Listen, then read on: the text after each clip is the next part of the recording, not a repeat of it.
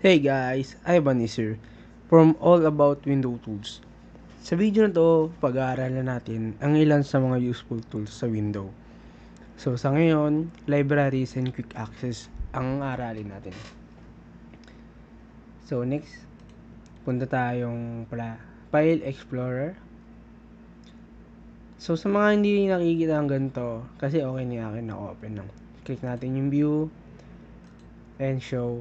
To, navigation pane. Kung hindi pa naka-open ganyan nyo, follow lang this. Ito lang ngayon, nyo, o-open nyo. I-check nyo. So, once na-check na yun, punta natin tong libraries, new, and library. Dahil meron na ako, hindi na ako paglalagay. Ayan, ganito lalabas pag naano niya. Okay. Tapos, ang sunod niyan, i-include nyo, ganito ilalabas pag i-include nyo yung isang folder. Pero ang hahanapin yung folder is program files and program 886. Dahil meron na nga ako, hindi ko na siya kailangan i-include pa.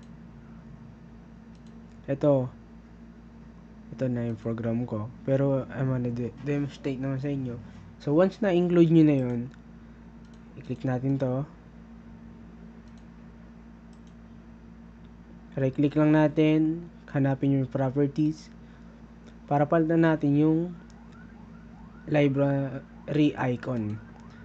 Ayan o. Pili lang kayo kung anong gusto nyo guys. Pwede naman to, ito. Pero ito piliin natin. For as example lang naman. And then, okay na apply natin. Okay. Yun lang. Ganun lang guys. Ganun lang kadali yung ano niya. Yung libraries niya. So, ang next naman ay yung quick access. Exit natin to. Open lang natin to. Hanap tayo ng gusto natin ni quick access. Halimbawa, itong calculator. Right click lang natin. Naka-unpin na siya eh. So, hanap tayo ng hindi pa naka-unpin.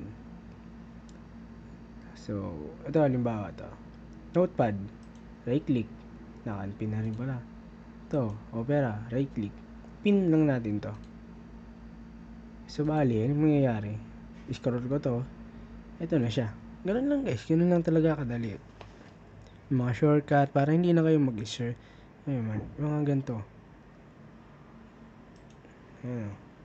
So, yun lang guys. Salamat sa pakikinig sa bidyong to.